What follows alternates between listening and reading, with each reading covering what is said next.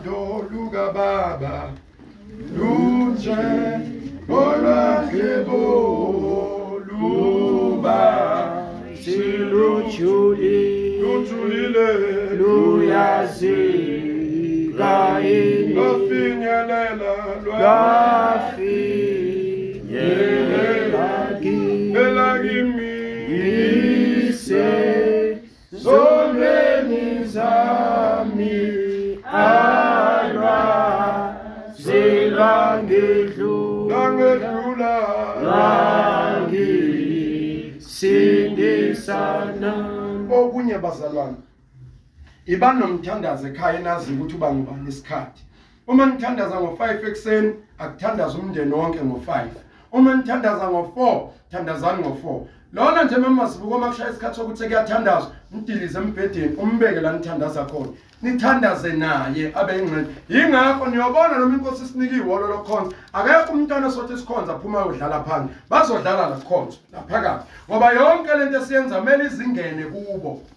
Kumele ingene kubo bekhonza. Bonke bazodla benze yonke into bagangela bazobe bela phakathi. Uyozakhule. Ediscipline nje ngayo yonke indlela ngendlela efanele kodwa yazi ukuphuma yobaphandle. Bazokhonza kubela. Nanoma nithandaze ekhaya ekseni ababela bonke nithandaze nonke ndawonye bakhulekelwe. Bakhulekele kube isinqumo sasekathi sithandaza ngobani isikhathi futhi awufuneka umthandazo onempi hayi omunye unqumo 7 omunye unqumo 9 thina ke sinqomo sotsha ikhuza sithandaza kamnandi kabi ngoba sibuza umuntu noma ngobani isikhathi kodwa umthandazo omndeni ubalekile ube nesikhathi sawo kuthandazwe kufundwe izwi ningahlangani nalo ngesandini bangahlangani nalo abantwana ngesandini abalifunde ekhaya balizwe izwi livela kini balibuke senilenza njengoba badeni batshela banibuke senilenza hayi bayadelisa abantwana ebabukeni abantu basebenza uyathula nje ayithulele nje kuphele 15 years ekubuka linye ilanga nje kukhese sithi avana time nazi le ndaba uthi uthini bese uthi uyalwa nje athi nami ngiyafana nawe kanti yonke leminyaka u15 ubekubuka nje buka lokukholwa kwakho ekubuka hayi ukuthi bengakuboni bekubuka abese yakutshela ukuthi akakaza abekhona umuntu okholwayo uma kuthiwa wena uyakholwa enye ingane yatshela umfundisi yathi bawe ezulwini nona baba nami ngiyaya yathi nami ngiyaya uma nje wena uzoyezulwini nami ngiyaya ngoba ibibuka indlela enza ngayo bazalwane ukuthi akekho umuntu okholwayo nje noma ebizwa ngomfundisi indlela aphethe ngayo abantu akekho ayinankulunkulu. Levi chapter 1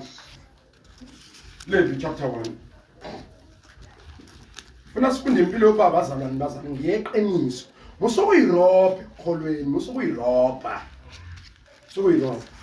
siyabonga bazalwane ngiyathanda ukuthi siyabonga kakhulu udadewethu ephakathi kwethu ngifisa ukuxolisa nalo bazalwane ukuthi asihambanga emhlanganweni kube naleso siphithiphithi nyene esikhona senza ukuthi singakwazi ukuhamba abanye bazantshola bahlaliswe yilokho ke ngoba betshela ukuthi asikho siye eThekwini kodwa ke ikhona imhlangano eminye elandelayo sizohamba.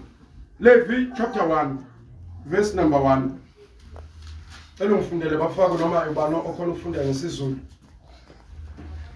Okay. Isizulu fundisizulu. Okay, ithi ngifunde ba? Yes. Leviticus chapter 1 verse 1. Mana, namantombazana nikwazi ukufunda lapha emuva noma nifunde nje iBhayibheli emthethweni. Angikwazi ukufunda. Isixhosa, funda sona. Uba nothe faka amacici wena ngoba bungawafaki le nkonzweni. Khipha lento esendlebeni. Khipha. Uyithatha phi nje into engayazi nje ngiqalayo nje.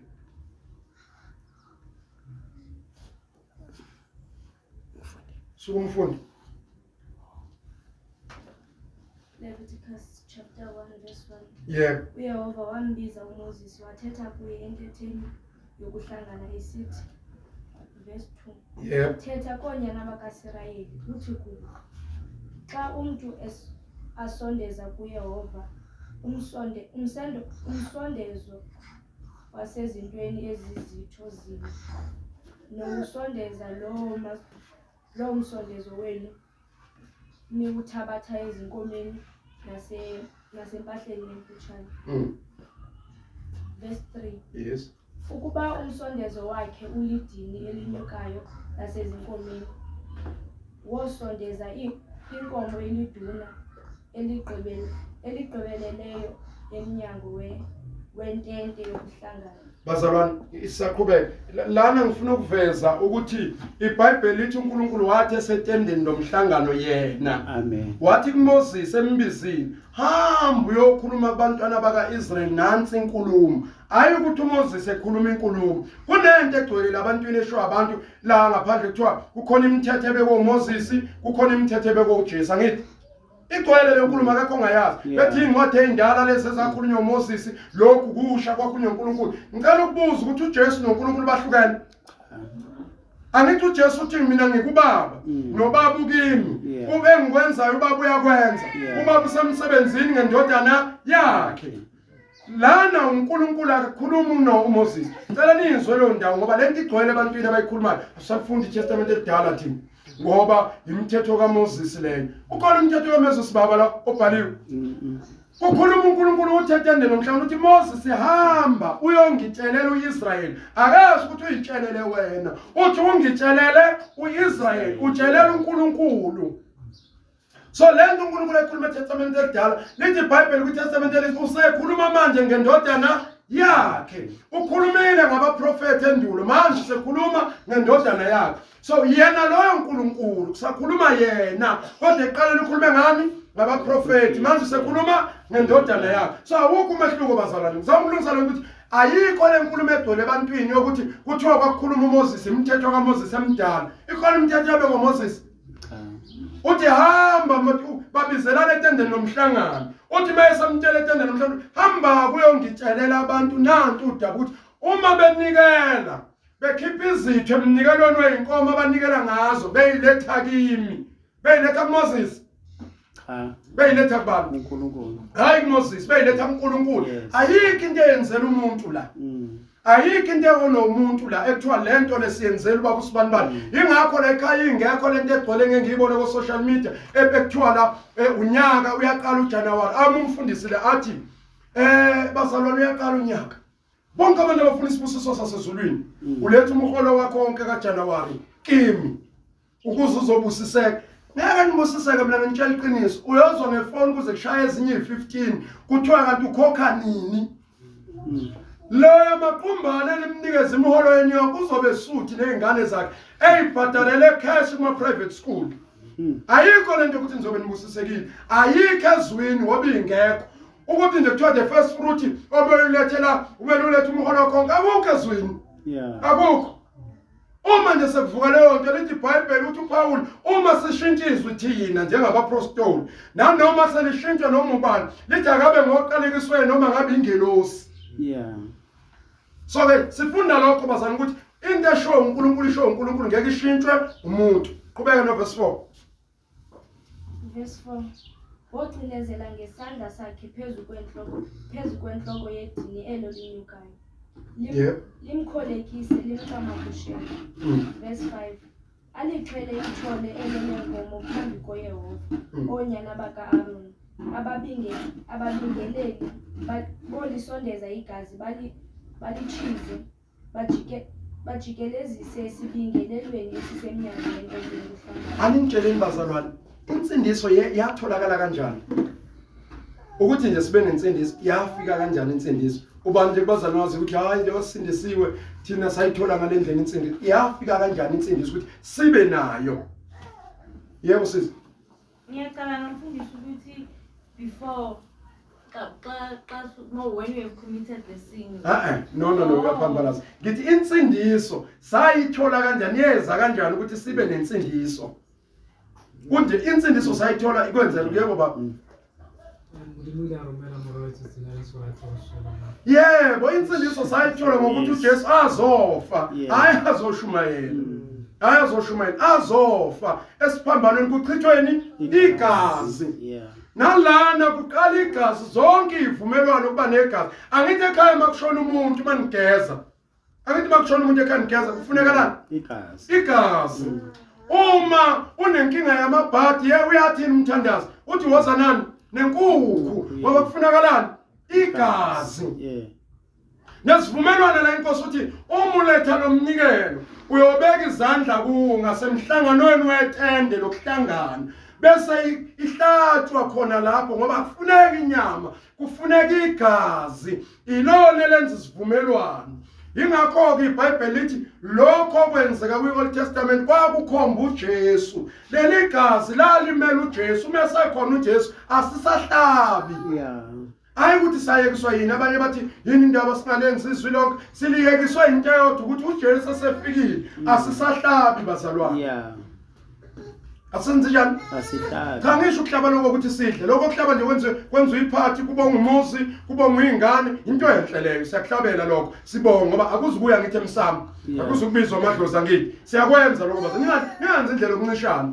Nivale nesibusiso emakhaya. Yileyo nto ke ezonibusisa, hayi leyo kuletha imali kumfundisi. Into ezokubusisa leyo ukuthi ubonge uNkulunkulu wena, uzenzele wena umcimbi wokubonga ukuthi inkosi ngibonga ukuthi ngiphumuze. Yeah. Ukhona abanye abazibaguga engakazi asho ingane yomuntu ukuthi nje ngiyabonga ukuthi sesize siyaguga ndawonye, uNkulunkulu wangibusisa ngonkosikazi omuhle wena. Yeah. Aguga njengasho nomunye oyahamba nesuitcase bamthula isuitcase ekhanda bamfaka endlini, akakwazi ngisho ukubonga ukuthi ngithi ngibonga nje ukuthi uNkulunkulu wangiphale ndoda ngihlala la ekhaya, abanye abazange bawuthola umshado. Isibusiso leso sivela kuNkulunkulu ngasibonga. Naye zamanga loba ukuthi umcimbi ungami, uthi ungami kule weekend impela ungabayeza abazalwane kunomcimbi ungawe. Ngizosho nje akukho okukhulu, ngizosho ukuthi ngibonga ukuthi uNkulunkulu wangibusisa ngawe. Beyingane uthi awunkosi ngibonga bona izikhona. Ngisonga ukuthi ibhema ama-drugs ke. Ngoba khona abafuna yona le bhema ama-drugs ethi nje kube ngathola noma eyodwa noma ngathi isiyabhema. Kodwa kwaze ukuthi eyami kodwa kusala. Yeah, iyayifuna. Leli dile encane nje ngithe bazalwane nozani nizodlalela ngibonga ingane ukuthi uNkulunkulu wangiphi ingane. Angibali ukuthi zenzeni kodwa ngibongani ingane. So ke lapha sivimbile bazalwane kukhululekiwe. Nokwafaka itshe emathuneni akusisi isono. Kuright wofaka itshe emathuneni. Ufuna ukukhomba labo ufuna ukubakhomba ukuthi nanti ithuna lika gogo wakho. Kodwa into esingayenzi leyo kuyothandaza kuli ithuna. Ngoba leyo encane ngethuneni ikhona lento enilandele ethuneni. Iyona nto ke singayenzi. Mase livulwa itshe angizi mina. Ngoba ngaze ngithola ivesi elivula itshe. Kodwa amatshe akhona la eBhayibhelini baningi bebewenza. Awuthi oAbraham abaqoshela amadwala lababekwa khona. Amathuna benzwala idwala ukuze balibone abantwana babo. Akunankinga lokho. Kodwa lokuthi ususibizela ukolivula, hayi angizi impela. Qobo ngeke ngizi impela. Ngalelo langa ngizothenga ama-biscuit ne-juice ngibeke eduze kombhede ngithi nidlala inyama yethuna ngibe ngidlela ama-biscuit ami. Anginje lapha. So qhubeka ufunde. 6 Verse 6. Makalihlinze idili elinyukayo alityatye. Verse 7. Onyana baka-Aaron umbingeleli babeke umlilo phezu kwesibingelelo. Bacwangcise inkuni phezu komlilo. Lo mnikelo bawungenisa phi endlini kaNkulunkulu, banikelela indlela yokubuyisana ngezono zabo. Ngesikhathi ebeka izandla umuntu uvuma izono zakhe phezu kwalelo wundla ngithi. Amen. Hlala phansi ke sisi. Manje asisayivumi izono embuzini. Manje asisayivumi izono ngezihlaphu. Awukwazi ukuthenga ulamthuthu uyocela ngawo manje uthi ngicela uxolele izono ngoba igazi lika Jesu lachitheka. Anifundele iNkolose 2. Kolose 2:16. Wachitheka igazi lika Jesu ingakho singasakwenzi. Pasoko lo mfundisi. Mfundisi. Basetholile Kolose 2. Kolose 2. Ayibalwa iminyaka usuku ayibalwa iminyaka usuku elufunda bazalwane chapter 2 verse 16. Ngakho-ke makungabikho umuntu olahla ngokudla neziphuzo. uLevi bazalwane, I think manje ngaphosiswa chapter 14 Levi. Othi ingulube mayingadliwa ngithi. uLevi 14 uthini? Uthi ingulube mayingadliwa ngithi. Uthi ngokuba njani? Ingcolile. Abese ibala nezinye izilwane eziningi ekuthiwa senze njani singazidla ngithi. Zingcolile. Zazingcolile ngoba abantu babegcinwe umthetho angithi babemisela umthetho manje izilwane lezi zingcolile bengazifi. Number 2, abantu babegcina isabatha bazalwane eqaleni bekhonza ngesabatha hayi ukuthi kuyokhonza babeyohlala balalela umthetho ngesabatha. Angazi noma siyahambisana behlala phansi beyolalela umthetho ngani ngesabatha. Inkosi inqume nokudla ukuthi ngesabatha ngoba usuku lokuphumula kwaphumula ngalo uNkulunkulu abavunyelwa abantu ukwenza umsebenzi. Kumele nje bavuke bahambe baye esabatheni bayophumula. Ukudla bazokudla bakupheke ngayizolo kube ukudla okubandayo ngoba into edala kubande bazani kuba akuphekwa ngesabatha. Awufuneki umlilo awubaswa. Ngiyacabanga ngazi bazwana mhlawumbe imoto zazingakabibikho. Zazingakabibikho imoto. Kodwa la sifunda indaba ke bazalwane ngizama uqondisa le ndaba ukuthi ngakho ke mangabikho umuntu olahla ngokudla neziphuzo noma ngemikhosi noma ukwethwasa kwenyanga noma amasabatha. Lalelani bazalwane kuthiwa ngabibikho umuntu osijajayo ukuthi sikhonza ngolesingaki ngoba akekho umuntu omele asijaje ukuthi isabatha siligcini. Angithi asigcini isabatha iqiniso phela sigcini. So akekho umuntu omele asijajela kuthiwa singajajwa ngalokho. Nokudla umudla ingulube kumele kube khona umuntu okujaja ngokuthi udla ingulube. Akekho kumele ajaje ngalokho. Akumele kube khona umuntu ojaja ukuthi udla ukudla okushisayo namhlanje ngesabatha. Asifundeni sizozwa ukuthi why. Okuyisithunzi nje salokho bekuzakuza kepha umzimba ngokaKristu. Kuthiwa lokhu kugcina isabatha kwakuyisithunzi.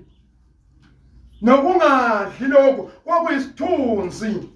So kuloko bekuzakuza sekufika uKristu kufika okunjani okuphelele.